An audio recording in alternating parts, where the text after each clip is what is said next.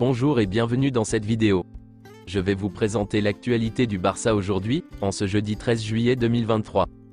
Si vous êtes nouveau sur la chaîne, ici je parle généralement de l'actualité du Barça.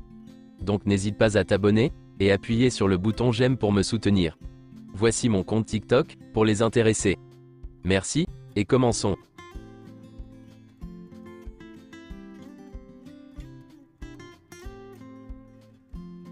Tout d'abord joyeux anniversaire à Lamine Yamal, qui fête aujourd'hui ses 16 ans.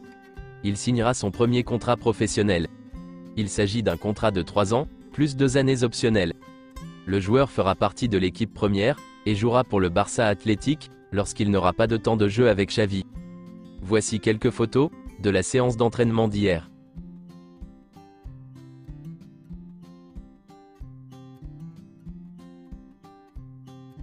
Officiel, le FC Barcelone affrontera Tottenham, pour le trophée Johan Gamper, qui aura lieu le 8 août, au stade Montjuïc, à 20 h. Le juge chargé de l'affaire Negreira n'a trouvé aucune indication de paiement aux arbitres, de la part de Barcelone. Toutefois, l'enquête fait état de blanchiment d'argent, et de gestion déloyale. Les anciens présidents du Barça, Bartomeu et Rosell, pourraient être impliqués. Le conseil d'administration de Joan Laporta, qui n'était pas mentionné dans l'enquête sur l'affaire Negreira, fera désormais l'objet d'une enquête. Ils s'attendent à être convoqués, pour des déclarations au tribunal. Selon les informations du Télégraphe, le Real Madrid est accusé d'avoir dissimulé 122 millions d'euros de dépenses.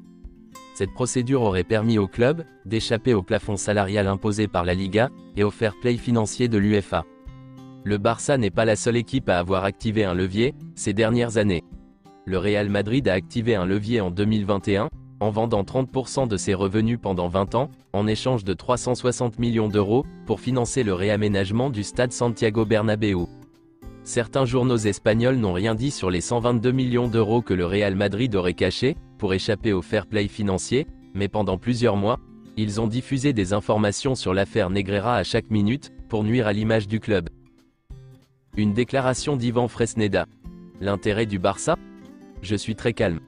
L'intérêt des grandes équipes est quelque chose qui me donne de la force pour continuer à travailler. Ces choses-là sont gérées par mes agents. Quelques déclarations de Pep Guardiola, conseil de Girona. Si le Barça veut nous rendre service, il ne doit pas signer Oriol Romeu. Nous avons parlé avec Matteo Almani il y a environ 17 jours, pour connaître la situation, et il y a quelques jours, nous nous sommes mis d'accord pour nous rencontrer prochainement. Nous verrons ce que nous ferons. Oriol Romeu a un contrat avec nous, et nous n'envisageons rien d'autre que de l'avoir ici. Quelques déclarations de Laporta, président du Barça. Nous avons une meilleure équipe que le Real Madrid. Non seulement collectivement, mais aussi individuellement, nous sommes meilleurs que le Real Madrid, et de loin. En tant que supporter du Barça, je suis très satisfait de l'équipe que nous sommes en train de construire. Nous avons déjà une équipe très compétitive. Nous avons remporté le championnat d'Espagne, et nous pouvons continuer à être HE monique dans cette compétition.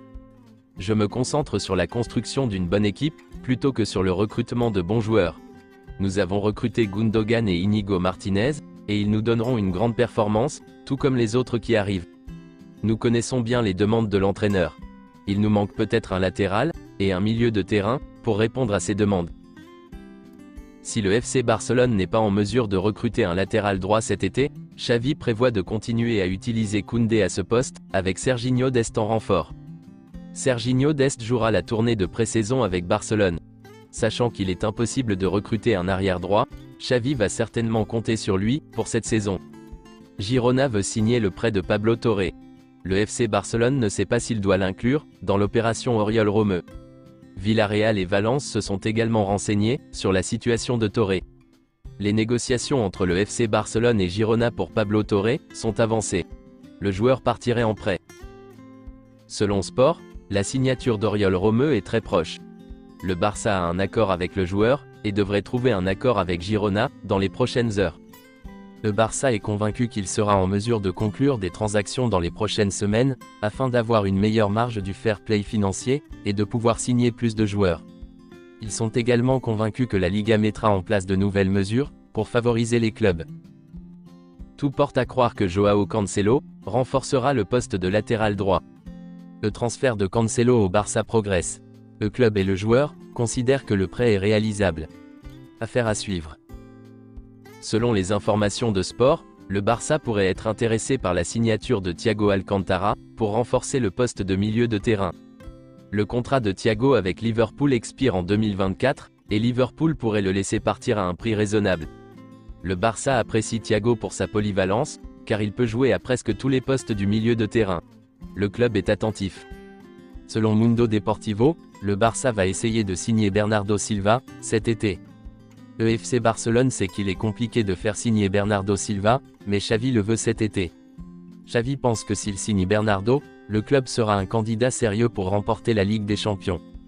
Bernardo Silva est très enthousiaste, à l'idée de rejoindre Barcelone. Pep Guardiola a promis à Bernardo Silva que si le Barça s'intéressait à lui, il lui faciliterait la tâche pour quitter Manchester City.